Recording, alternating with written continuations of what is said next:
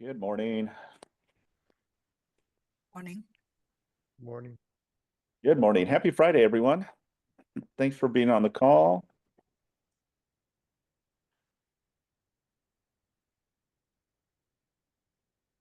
One second.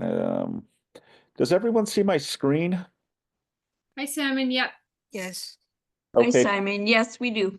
you do? Okay, wonderful. All right, let me get to the notice to perform section.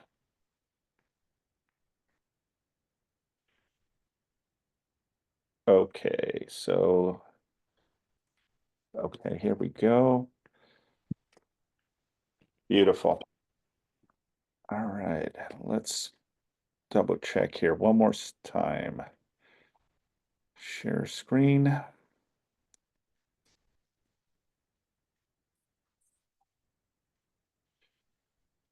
Okay, does everyone see the screen?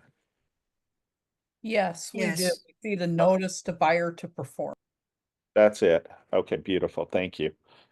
All right. Well, thank you very much. I really appreciate you jumping on a Friday. I know there's graduations, kids coming out of school.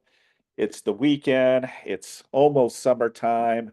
So thank you for being part of today's class. So we're gonna dive deep into both the notice to buyer to perform and also the seller notice to perform. When and how you utilize these documents is vital and crucial, right? The whole purpose of this is basically to give the other party notice. It's an acceleration document that if you don't perform at a certain time frame, then what happens is either party has the option to cancel. Now, the you're going to see more of the seller giving a buyer to perform because the buyer has more contingencies than the seller does. Typically, if you're dealing with on the buy side, a notice to seller to perform, it's typically when the seller has not provided you with disclosures, uh, they're not providing you with you know, when they're selling their property and it's contingent on them finding a replacement property and they haven't released it, then the buyer has those options to accelerate the seller to perform, and if the seller doesn't perform, the buyer has that option to decide to cancel. Now, I want to pivot more into the buyer parameter is because I think as a listing agent and a seller, you know, you want to be able to navigate this the most possible way, right? And in essence, how do you maneuver this is important and very vital to the position, right? The position that you have is can be a good thing and can also be a bad thing, right? Because at the end of the day, when you're representing both uh, the buyer or the seller in this case, the whole goal here is to close the deal, right? It's to get the deal done. But there's going to be some times where we have to nudge and push the other party to do the necessary steps, right?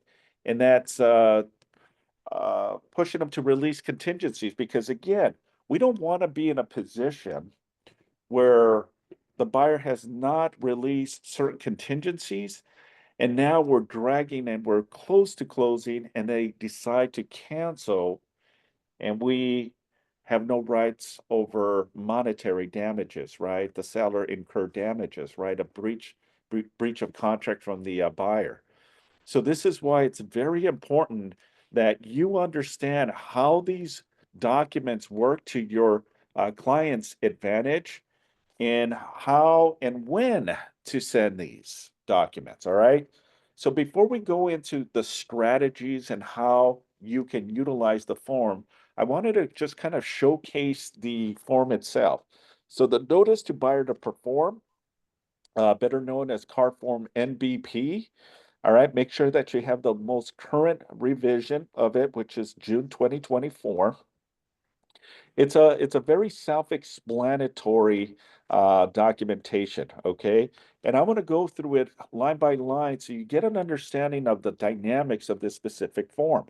Now, most of the stuff is pretty self-explanatory, okay? It does provide you a section here of what number is this notice to perform number one, number two, number three, right? So if you're representing, let's say, the seller, and you're sending a buyer to perform for the very first time, then obviously you're going to put number one. If you're sending the buyer a number two, then obviously you're going to send number two, okay? But for today's lecture and class, we're just going to leave it at one, okay? In accordance, let's see here, do we have more participants? Yes, we do. Give me 1 second. In accordance with the terms and conditions of the purchase agreement. Okay, so everything that we talk about, it's always based on the purchase agreement, right? The RPA. If there is any other specific form that we're referencing this, then we go based on this. If it was the seller that we're sending a notice to perform, then we would ultimately do the necessary documentation that references that specific form.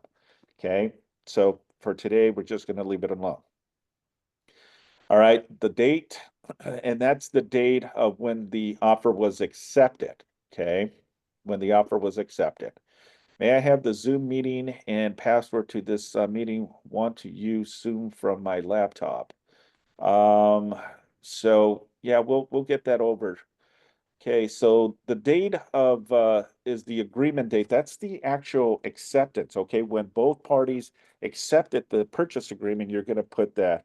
Oh, I'm busy. Okay, 1 second. Apologize. Never fails. Let me mute people. Okay, so admit. That's why I need someone in the background helping me with muting people. Simon, I can go ahead and help you if you want. I'm available.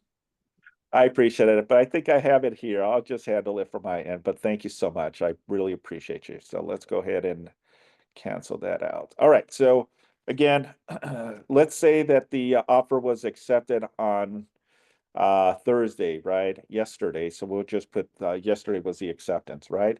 Obviously, the property address is where you're going to put as an example. Okay. Always use the same address because it's just easier to navigate this, right? And that kind of gives you, and right? And then the next is, who are you sending this to, right? Well, if you're an escrow, you're going to be sending it to Mr. Buyer and Mrs. Buyer as an example. Okay. And then obviously Mr. Seller's information, okay, as an example. Okay. All right. So pretty self-explanatory. Most, if not all of your documents are going to have always this information because that's how you reference the document, right? And the purpose around what you're trying to initiate here, right? So the next, it says buyer and sellers are referred to the parties. Okay, so when they refer to parties, they're saying the individual buyer and the seller. Okay, so seller is hereby gives buyer notice to, as applicable, remove the specified contingencies and take the specified contractual action as follows. If for any contingency or contractual action selected, this notice to buyer to perform is delivered before the time permitted in this agreement, the notice shall be void for only those specified contingencies or contractual actions, but this notice to buyer to perform shall be valid for all of the contingencies and actions selected. If all contingency is selected, then this notice to buyer to perform shall be valid for all contingencies for which the delivery of this notice is within the time permitted in the agreed and void as to the others. Okay. So in essence, what is it saying in this provision or paragraph? It's putting notice The seller is saying to the buyer, hey, I'm giving you notice, and here are the notices. And it's a twofold conversation, meaning it is to release contingencies or any other contractual actions, okay? And this is why you have section 1 and then you have section 2, okay? So you can utilize this as a reference if you are asking the buyer to release a contingency or any other specific contractual actions, all right? So these are all of the stuff that this form is utilized for that purpose to navigate this, and really is to give that little nudge and push to the buyer and just putting them on notice. Okay. Hey, it's that time where you have to release the appraisal, the buyer inspections, insurance, review of seller documents, HOA, okay, COP, buyer review of lease and liens against the solar panels or water filtration. Okay. This is the purpose around all of this, right? And then you have the other section, section number 2, where let's say that the buyer has not wired the money into escrow. All right. So the initial deposit, okay, that's again part of the agreement, right? And what does the purchase agreement say when it comes to the initial deposit? Once we accept your offer, that starts the timeline, right, of your 30-day, your 40-day, your 20-day COE, your close of escrow. So here's where you need to have the conversation with your TC, your transaction coordinator, right? And also with yourself to make sure you're in line and that you're keeping the timelines intact. Because if this is not in its lane and you delay, you're giving more time for the buyer to not take your seller serious when it comes to pushing. All right. And this is, again, very important and vital that you, as an agent, understand the timelines.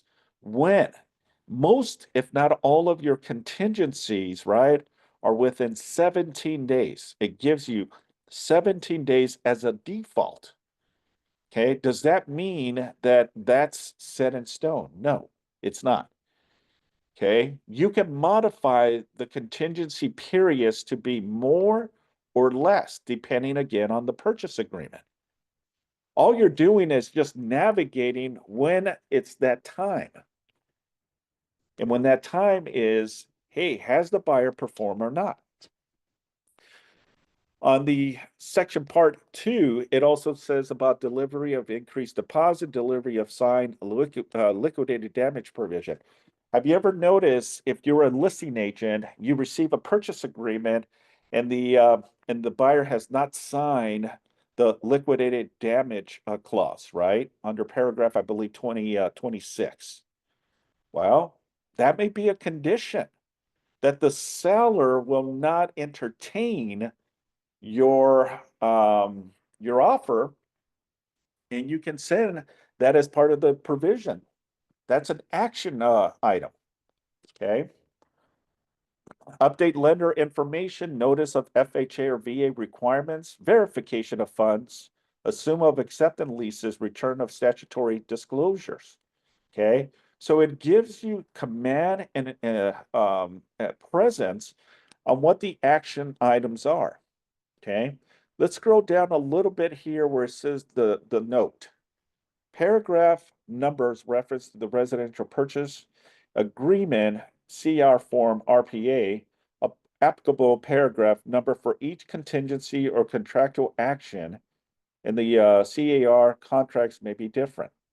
Buyer, if you do not remove the specified contingencies or contingency, form CR or RR, which is your request of repairs, and take the specified contractual actions indicated above within 2 days, no less than 2 days as specified in the agreement. Days after delivery of this notice to buyer to perform, seller may cancel this agreement. Okay. So in essence, okay, this form is a serious form, okay? And what I mean by serious is this can ultimately push where it gets canceled, okay? Let's just say that you send the notice to buyer to perform, right? Let's just say that the contingency is 17 days. Now, if you look at the provision one more time where it says 2 days, it's defaulted to 2 days, right? Meaning it can be 2 days or it can be more, but it cannot be less than 2 days. So in essence, here's a strategy that a lot of producing agents and how they navigate this, okay, is if you know that it's 17 days that they have to release a specific contingency, as an example, right? You can send this notice to buyer to perform 2 days prior. Because in essence, if the RPA references 17 days to release a specific contingency, therefore, what it says that, hey, on the 17th day, we're going to cancel if you do not release your condition. So most agents give this notice as a receipt to the buyer's agent 2 days prior. Doesn't mean that doesn't mean that the buyer has to release this as a condition, but it's putting notice to the buyer saying, hey, if we don't perform by releasing a specific or any and all contingencies, the seller has that right to cancel. Okay. That's what it's referencing. Hey, Simon. Yes. Hey, it's Emilio. Hey, Hey. so I noticed at the bottom, and forgive me for my ignorance here, there's no signature for the buyer side, right? And that's on purpose because it's just a notice, right? We don't have to have a signature on this? That's correct. Okay, got it. That is correct. Yeah, this is just a receipt from the seller specifying to the buyer, hey, we're giving you notice. Now, I also want to reference the CR form, okay? Because that's also, this is just a receipt. But the proof that we need from the buyer of confirmation is the contingency removal, the CR form, okay? And I'll explain how those two tie together. This is just a notice that I'm slapping on you saying, hey, Mr. and Mrs. Buyer, hey, Mr. and Mrs. Seller, I'm putting you on notice that you have to perform by releasing a specific contingency, okay? This is why, Emilio, it does not have buyer information because we do not need a signature on the buyer. We're just giving the buyer notice, okay? And it's been noticed by the seller. The seller is giving notice to the buyer, okay? So you got to take these very serious, okay? And what I mean by serious is that if a listing agent sends this to you as the buyer's agent, you need to present it to the buyer because the buyer's ultimate decision is two things here. They release the contingency or they don't.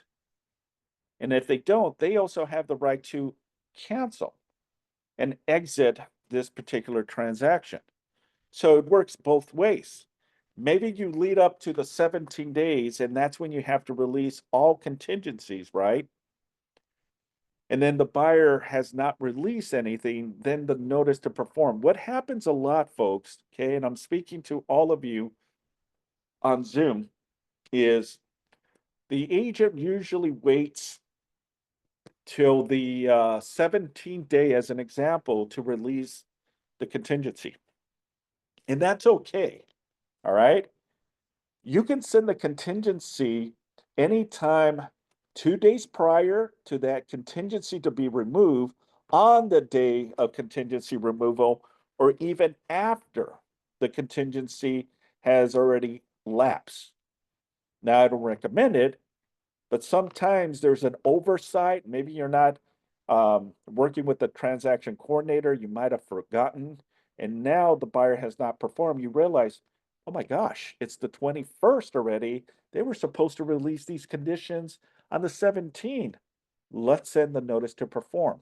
Okay, so you can send it, but you just cannot send it anytime prior to that time frame, meaning on the 15-day, if it's a 17-day. Now, I also want to emphasize and stress that if you modify the contingencies, right? Because some buyers do because they want to get their offer accepted. What they'll do is, look, we won't do 17, we'll reduce it down to 12, we'll reduce it down to 10, we'll reduce it to 8. And that's okay.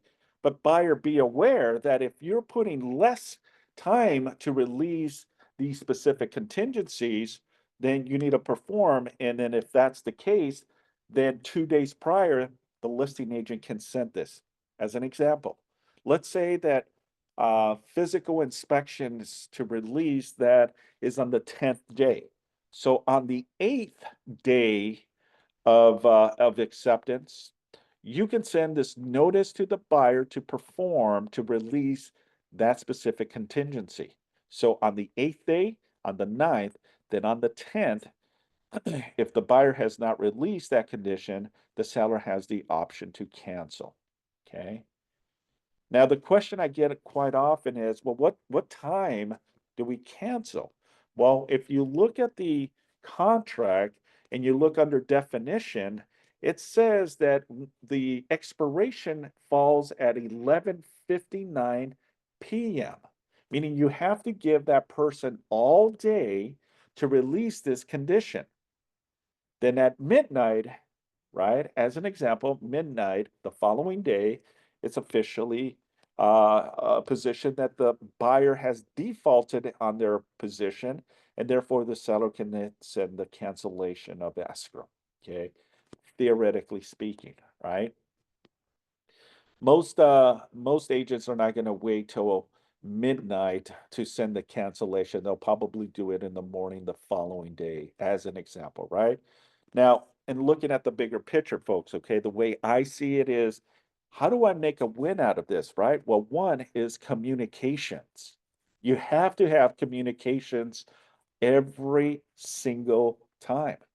If that's on a daily, on a weekly, communication is vital and very important, because at the end of the day, we accepted this offer based on price, terms, and condition. The seller wants this deal to close and the buyer wants this deal to close, theoretically speaking. Now, the whole purpose of all this is if the buyer doesn't, well, we're just nudging the buyer and saying, hey, just a quick reminder, look, we want to continue with this, but we're not going to drag our feet either.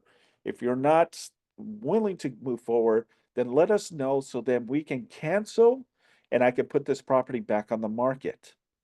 That's really what the whole purpose is, because I don't want to wait 25 days later and then the buyer decides to cancel when this was a 30-day escrow, and now you have a very upset seller because your seller has done some work, has lost some money, and now they're anticipating some of the buyer's deposit for damages. Well, remember, the contract is very clear and concise and defines the position that says the following: that if a buyer breaches the contract, has released any and all contingencies, and doesn't perform, the seller may have rights to up to the 3% that's in earnest deposit. Okay, so if the buyer hasn't released any and all, it's going to be an uphill battle trying to argue the fact, right? Now, I'm going to give you two scenarios here, right? In the meaning of how I see it from a broker point of view. You have what's called the black and white of the agreements, right? What's in black and white, right? Everything that we just talked about is in black and white. Then I'm also going to talk to you about the spirit of the contract, meaning that even though it's in black and white, we sometimes modify certain stuff, right? This is why you have blanks and areas, check marks, initials, signatures, for that reason, to be able to modify these agreements, right? Because you may need to adjust because of circumstances. And this is again a prime example of some of the modifications, right? It already defaults into 2 days to send out this notice to perform, right? But in essence, you have the black and white, but you also have the spirit of the contracts, meaning it may not go the direction that you think it may go. Okay. And it's not our jobs as real estate professionals to dictate that. It's really the buyer and the seller's decision and how they're maneuvering this. At the end of the day, it's the seller's home and it's the buyer who obtains the loan to purchase this home. So they're the ones ultimately responsible in how we land this ship, meaning how we close this deal at the end of the day. We want it to be a very smooth transaction, right? That everything is in alignment. You're working with a great agent, the buyer is on top, and everything has a flow, right? Everything just seems to be going well. But it's under certain circumstances and issues that alter this position, meaning it's going sideways and it's going sideways super quick. How do we realign it and get it back where it needs to be, right? Well, communications and ultimately bending a little bit to make this a win-win, right? This is where your expertise, your knowledge, thinking outside the box to be able to navigate this is important and vital because you work as hard as the listing agent to get it to where we need to, right? To the finish line. We want to get this deal closed, right? But in essence, if there is a block, right? And if that block dictates that we're going to cancel, then these are the reasons we have these specific forms that allows us to do so. Okay. So let me go back and show you the contingency a contingency form. Okay, because I think it also will give you a understanding. Let's see.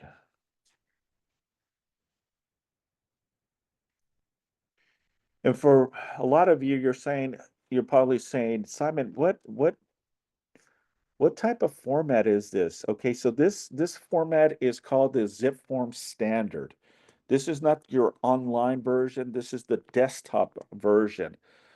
Sometimes if you have bad Wi-Fi, you cannot use online. You can always download your standard zip forms on your computer, and it kind of looks like down here on the bottom. And then you can go in there and navigate it. It's easier in my opinion because you just go in there and you don't have to put all of these username and password. It's just a lot more simplistic in my opinion. But um, I'm just saying. So let's go to contingency removal. Where is the contingency removal?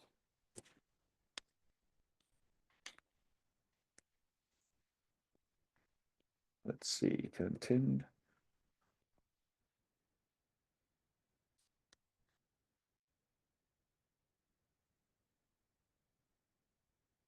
okay, here we go. Okay, so does everyone see the buyer contingency removal? Yes. Okay.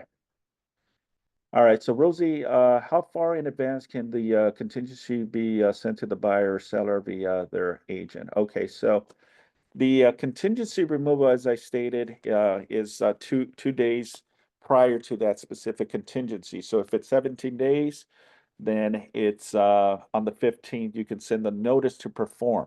Now, the contingency removal, okay, and I also want to emphasize and stress, all right, especially if you're in the beginning of negotiations. As an example, You're the listing agent, you're receiving offers, and the buyer, right, sends an offer that says, we're releasing loan, we're releasing appraisal, and we're reducing the physical inspection contingency from 17 days down to 5 days as an example, okay? You also want to emphasize that if that's part of the original agreement as an offer and acceptance, that they also provide you with that contingency removal as part of it. All right, because everything must be in writing, meaning that if you have an offer but you have not received the CR form, then the way the eyes of a mediation, the eyes of an arbitrations, the eyes of attorneys reviewing all this, they may interpret it that you don't have a fully executed release of that specific contingency. Okay. So to back this up, what you need, folks, is to make sure you confirm and have the executed contingency removal form CR-B, which stands for contingency removal buyer. Okay, there's a contingency removal for seller, and I'll explain it in a little bit as well. So again, going back to what number it is, this is number 1. In accordance with the terms and condition, it already defaults that it's based on the purchase agreement or request of repairs, all of the information, and it says the following. Buyer removal, buyer's contingencies with respect to the contingencies and cancellation rights that the buyer removes, right? Because the buyer has the right to cancel if they are not satisfied with the overall condition of the property. This is why when a buyer says, look, if we accept this counter or we go into escrow, am I losing my deposit if I decide to cancel? The answer is it really depends. It really, really depends. Now, the question here that you're going to share with the buyer is, well, not necessarily, okay? If you're doing everything to move forward, and ultimately part of that process is you have to release certain conditions, then yeah, you may be forfeiting some, if not all of the deposit. But my job is to be able to navigate that and protect your interest. Therefore, if you're not completely satisfied with the home, then there is a time frame that you have the ability to cancel. And you're within that right to receive your full deposit. Remember, folks, deposit is just basically a security. All right. So when you think of a deposit, think about if I'm going to tie this property for 30 days or more or less, the seller needs to feel that there's some skin in the game because I don't want to prolong this and go months and months and months. Buyer never performs, and then the buyer decides to cancel. And because we did not, right, we did not release contingencies, the buyer has every right to force the cancellation and ultimately retain the buyer's deposit. Now, the seller can be upset. And the seller can say, well, I've been damaged, right? And that's fine. Because remember, the deposit is only released by mutual agreement. It doesn't matter who is right and who is right or who is wrong, right?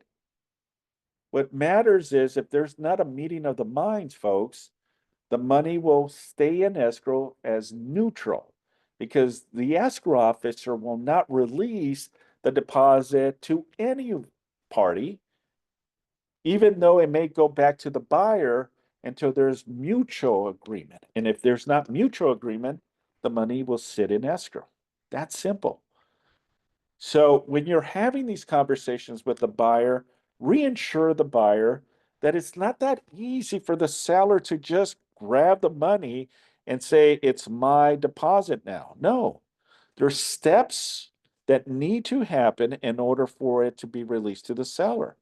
Now, I also want to caution you because I know a lot of seasoned experienced agents put wazoo language in there that they'll say automatically release, non-refundable release of deposit.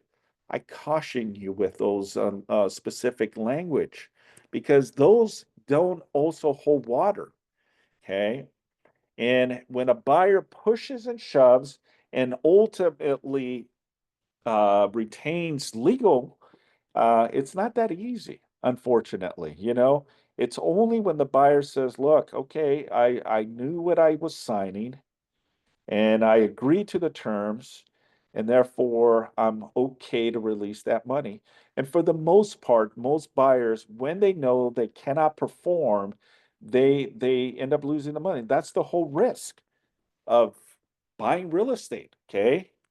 It's not to be played around, folks, okay? You got to have serious people that want to buy a property and serious sellers because, again, it goes on the seller as well. If the seller is not performing, the buyer has every right to push.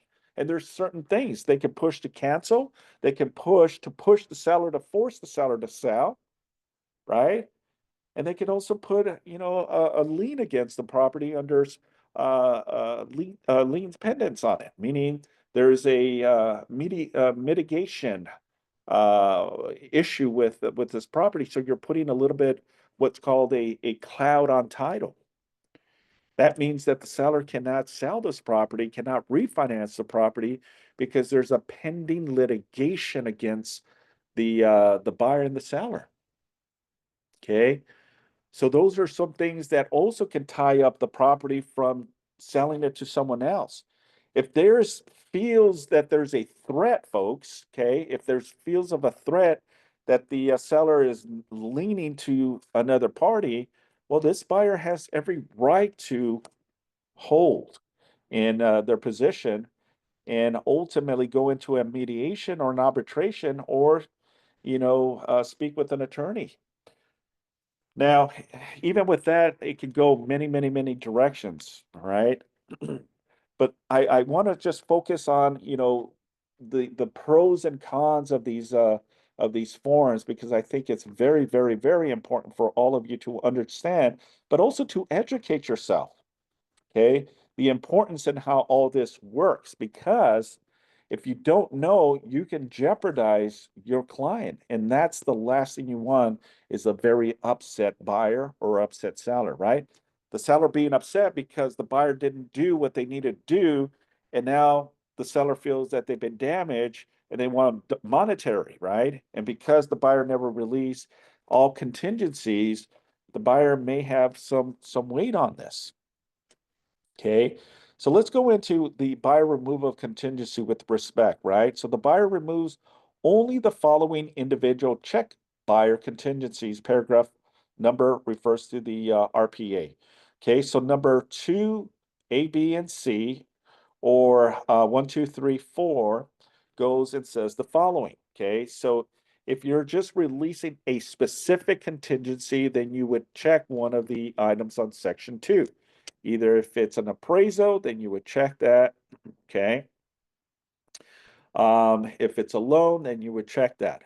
Investigations, now you got entire buyer's investigation contingencies, only the part of the investigation related to the inspections, all buyer investigations other than the physical attributes, entire buyer's investigation and contingency, but except, and then you have that other box. Insurance right now is also a big thing right now happening, right? Where a lot of people are having a hard time trying to get insurance. So if that's the case, then you gotta make sure you check that off too. All right, section E goes into seller disclosures. F, G, H, and I, preliminary title, common interest, HOAs, review of lease and liens. Okay. Now, I also want to stress and emphasize the last one. Okay, this one right here, number 4, where it says or 4. By checking this, buyer hereby removes any and all contingencies. Okay, so meaning that by checking that that number 4, you're basically doing this. You're checking off all of these, this, that, that. Okay.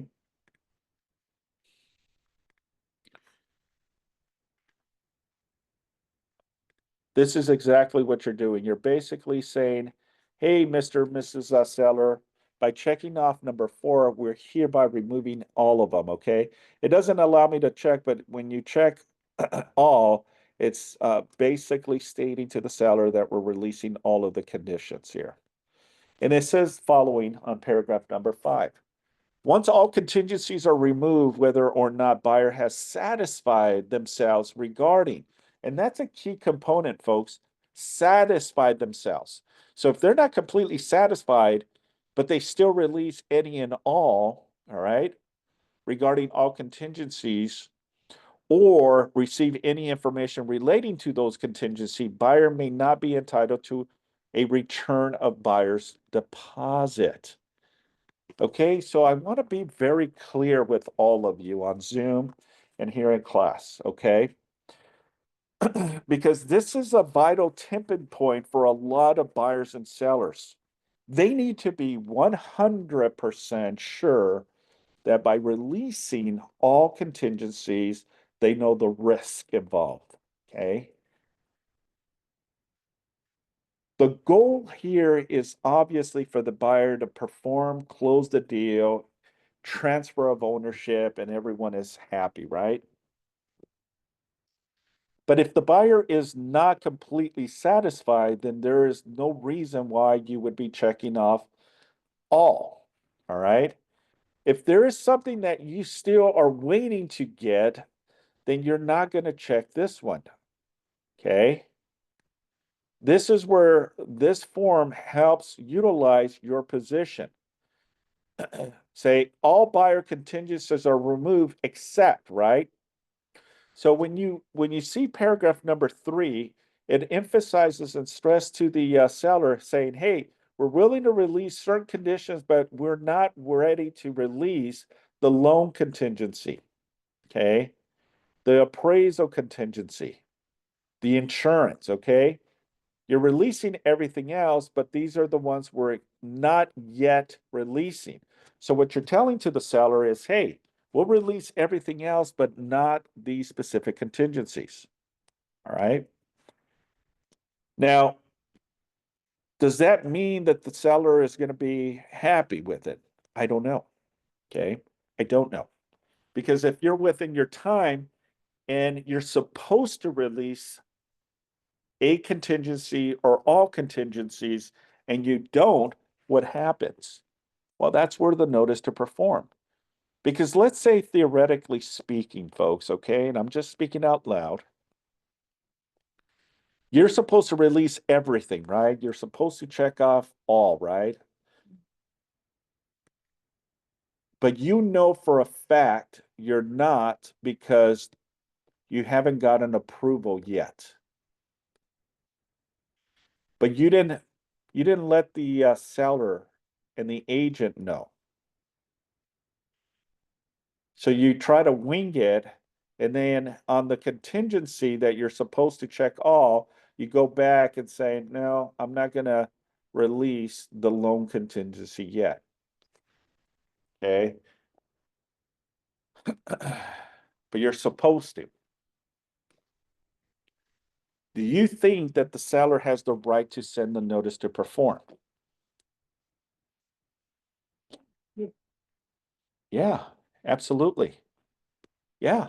The seller has the right to send a notice for you to perform because you were supposed to release all contingencies. So what should you have done proactively to allow this particular scenario not to happen?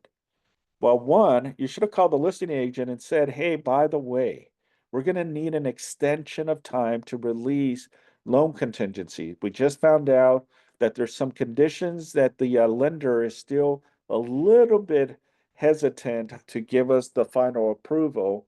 And therefore, out of respect, I'm reaching out to you to let you know if your seller would give us the extension necessary for us to release that condition.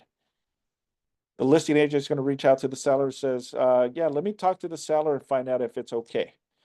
And then the listing agent calls you back and says, look, I got good news. The seller is willing to give you that extension. Okay. And that extension will vary, right? Maybe you need a couple days or maybe a couple weeks. I don't know. But whatever that time frame of extension that you need, you got to follow up once agreed upon with an extension of time to release, right? That's your ETA form. And that ETA form has to be signed and agreed between the two parties, allowing the extension to release that condition. With that, that still doesn't necessarily mean that we're not going to close on time, right? Because we could still close on time. It's just asking for that condition, that contingency to be released at a later time. What we thought originally was, yeah, we can release it in 17 days, but on the 12th, the 13th day, we realized that the listing, that the lender is still not 100% sure. And that's where communications is vital. That's where you're going to tell the listing agent, say, hey, by the way, we're having a little bit of a hiccup, nothing to be too concerned, but I want to bring it to your attention. Therefore, I'm also going to allow my lender reach out to you. So if you have any specific questions that you need to talk to the lender. So the listing agent then will reach out to the lender, and the lender, if it's a good lender, will give them the reason why we're delaying on releasing that condition. And the reason why we need that extension of time to release this as part of it. Then you'll use a different form, and then you'll use this form that we're willing to release everything. We're satisfied with the seller disclosures. We're satisfied with the appraisal. We're satisfied with the inspections we did. And I know the buyer did all of these inspections. Okay. But we're still not 100% okay to release the loan. And that's okay. But communication, folks, is vital. Now, what if the seller declines that request? Doesn't give you the extension to release this? Then the buyer has a couple options. Buyer can release it, right? Buyer can release it. Yuki, I'll answer your question in a bit. Thank you. Buyer will release that condition and take the risk and gamble, or the buyer decides to cancel the deal and back out because it's too much of a risk. They don't want to lose their deposit. Okay.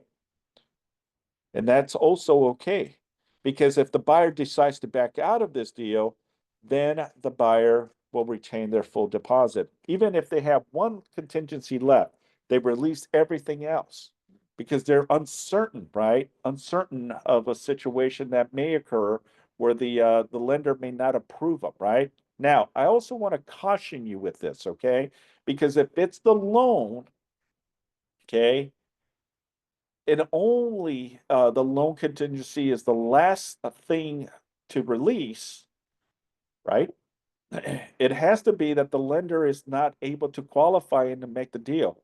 If the lender is still willing and able to do the loan, you cannot use that as an excuse. Okay, so therefore you're going to have to perform. So I also want to caution you with that, because you cannot use that as an avenue saying I've changed my mind, but I've held my my contingency, right? Well, the listing agent, if it's a savvy one, they're going to ask questions. Is, well, wait a minute, you've been approved, you got the conditions, and there's only a hiccup. It has to be a very specific reason behind it that they cannot qualify for the loan. Otherwise, the seller is going to say, no, that's not a good reason. And I've seen scenarios and situations where the buyer backs out and ultimately loses the deposit because that's not a good reason. Okay. All right. I know we have a couple questions, but I'll leave it to Yuki. Yes, go ahead. Hi, Simon. So Rosie kind of answered my question, but can you go back to where removing the contingency a little bit up on the form about investigation of the property? So I'm currently in a escrow, 10 days of property removing the contingency for inspection. And we did the property inspection, but the city requires the city inspection, and then it's not coming within 10 days, seems like. So in that case, we cannot remove the inspection contingency, correct? Or what do you suggest? Absolutely. Okay, so you see where there's sections where it says other? Right here. Yeah. Okay, so if it's a city issue and you still have not received the report, or you believe that there may be some concerns regarding, then you can emphasize the reason why you won't agree to releasing any and all contingencies, because we're still waiting for the city inspection. Okay, so therefore you're going to write it emphasizing the reason behind your buyer's position, that they do not feel okay until they actually get the inspection. I'll give you an example. City of Compton, right? They do pre-inspection reports. They'll get someone from the city to go out there and evaluate. And if there's any concerns, they'll red flag the property, and then someone has to be responsible for any repairs, modifications, tear downs, getting permits and all that. A lot of deals fall apart because of that, and sellers are in a position and in a bind.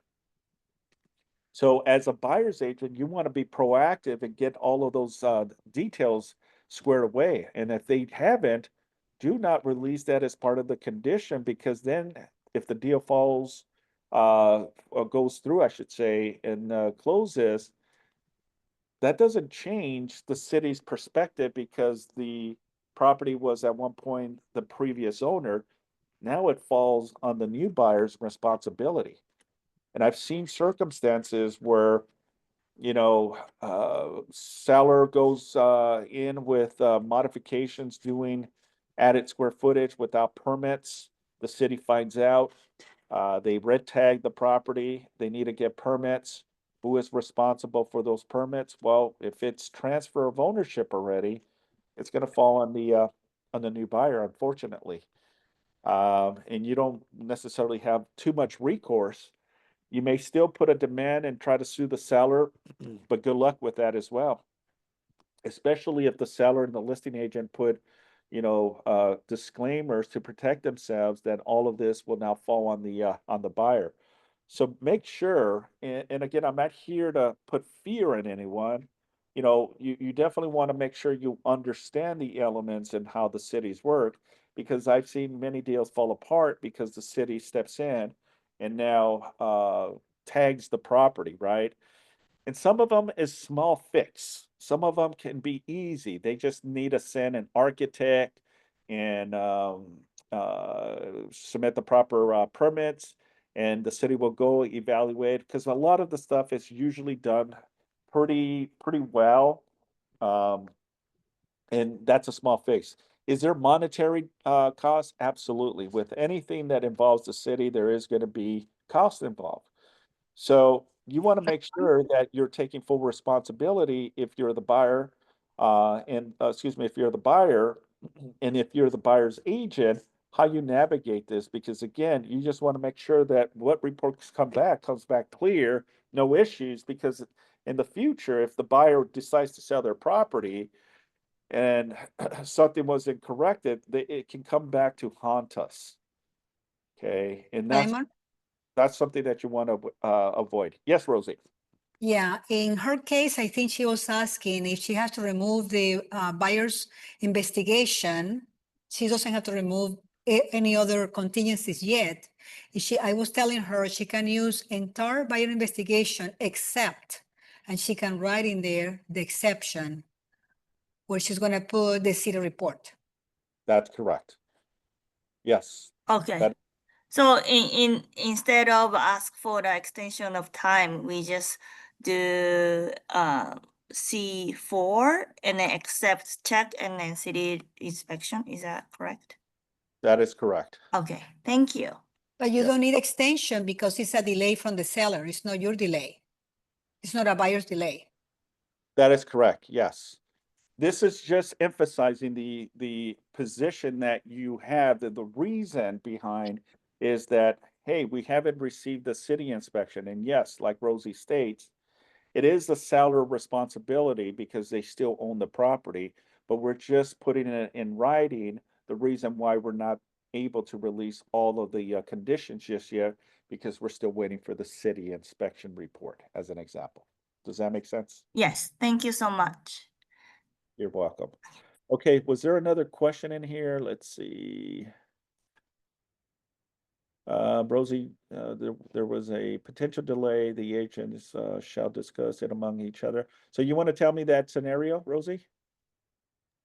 Yeah, sometimes when there is a delay, but it's no delay with neither one, and rather than being confrontational, you wanted to talk to each other and say, you know what, this has happened, the seller forgot to do this or whatever, or the buyer, lender is not responding, maybe he needs a little more time. So I talked to the lender, I said, okay, give us 3 or 4 days. And I tell the lender, okay, let me make sure that you need only 3 or 4 days. Then I talked to the listing agent, for example, in that case, and I said, let me go ahead and ask if it will be okay for us to do that. Sometimes they say yes, it's only like, maybe 3 or 4 days and they want to close.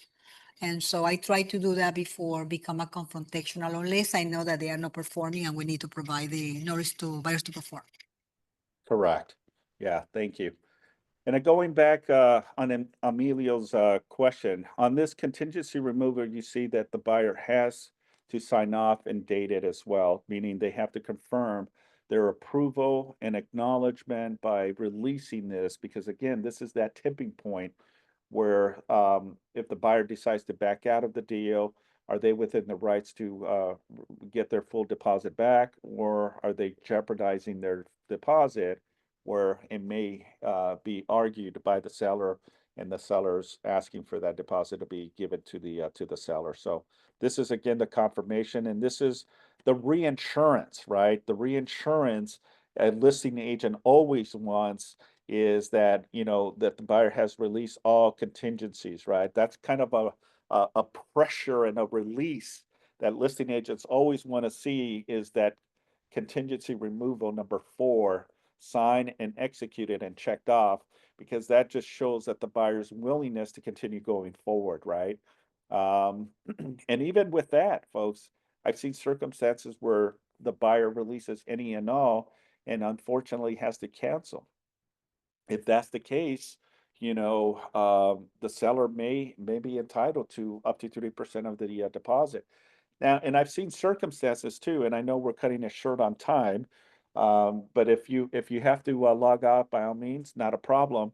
But if let's say that the buyer has released all contingencies and then cannot perform and decides to cancel, and the seller wants to go after deposit, the buyer may still have an argument there, and may fight. Because remember, I said earlier that it has to be mutually agreed upon. And if it's not mutually agreed upon, then the money will sit in escrow until we can come to a meeting of the mind. And I've seen where it negotiates, and the seller wants the entire deposit, but then, because the money sits there for a very long time, they come to some type of agreement, right? Or I've seen circumstances as well where, the buyer has released all contingencies and is willing to, give something in return. Maybe say, I can, and I just cannot justify $30,000 giving to the seller, but what's reasonable, right? And the buyer may just reasonably offer a 10,000 or 15,000 as good faith, as a proposal, right? And again, everything is all negotiable. And if the seller accepts it, then it's good. If the seller says, no, I'm going to go after, see, and this is where you need to properly educate your clients, because it says up to. It doesn't mean the total goes to the seller. It says up to. If a buyer challenges you and says, well, what proof of damage, Mr. and Mrs. Seller, have you received? Well, lost of a mortgage payment. I lost my opportunity to purchase my up leg. I had to fall out of escrow. I lost that deposit as well. It has to be justifiable only when the buyer, is challenging it, right? Then the seller has to position themselves to really articulate their position of why they feel that they're entitled to the full deposit. And I've seen I've seen buyers really challenge the sellers, and we go back and forth. And what you believe is that 30,000 that you think it's going to go to the seller, it doesn't. Because the buyer's very savvy and knows and understands, and they don't want to drag this. The seller wants to sell the property, so they want no more issues, so they'll settle. So there's just so many things that can navigate this. That's the beauty and the complexity of what we do in real estate, but it's also very strain and stressful for all parties because again, what is the intent, right? Now, I've seen circumstances too where buyers put a very small deposit and then the seller accepts because the listing agent doesn't understand, was ignorant in their position, didn't just understand the elements, and they just accepted it because they saw a high price point, but they put a very small deposit. Well, folks, if the buyer doesn't perform and the buyer releases contingencies and there's only a $3,000 deposit on a $1 million property, shame on the listing agent, right? Because that's the most that the seller can go after. That's it. Well, it says up to 3% of the purchase price. Yeah, but you accepted $5,000 in the beginning. That's where your negotiation skills need to level up, folks. Not saying anyone on the call, I'm just saying in general, right? I'm saying in general, because that's where you need to include it as part of the counteroffer. Okay. And say that the buyer shall deposit, 3% of the amount into escrow. Then it forces the buyer to make that 3%. And if the buyer doesn't, then you're not going to accept that offer. Okay. And remember, even if they accept it and they don't put it within 3 days after acceptance, then the notice to perform has to be sent. And if the buyer doesn't perform, then the seller has the right to cancel. Okay. With that being said, any other questions, thoughts about the contingencies and the notice to performs?